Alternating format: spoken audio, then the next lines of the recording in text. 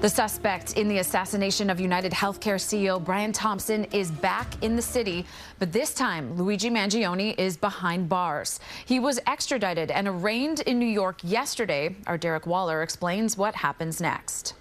We're going to respectfully decline to make any comment at this time, but Mr. Mangione appreciates everyone's support. That brief statement is all Mangione's lawyer said outside federal court Thursday, but in court she had much more to say after her client faced a federal judge for the murder of UnitedHealthcare CEO Brian Thompson on December 4th.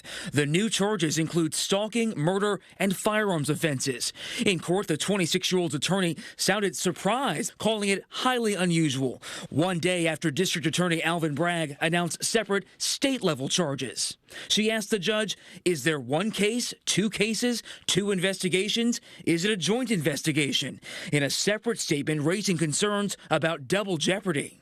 We've had state prosecutions and federal prosecutions proceed as parallel matters, and we're in conversations with our law enforcement counterparts. I do not think the defense will prevail on a double jeopardy argument because there are different statutes. Earlier, exclusive CBS News New York video showed Mangione landing at MacArthur Airport on Long Island in that orange jumpsuit before traveling to Manhattan via an NYPD helicopter, escorted to court with heavily armed guards.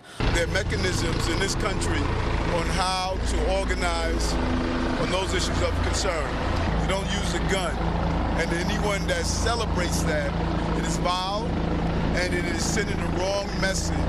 And Mangione's lawyer also said in court she was prepared for an indictment on the state-level charges. The timing of that case is now up in the air with this federal case proceeding, which again, unlike the New York case, could result in the death penalty. In Brooklyn, Derick, CBS News, New York. And be sure to stay with CBS News New York for continuing coverage on the UnitedHealthcare CEO murder case. You can view the full indictment on our website, cbsnewyork.com.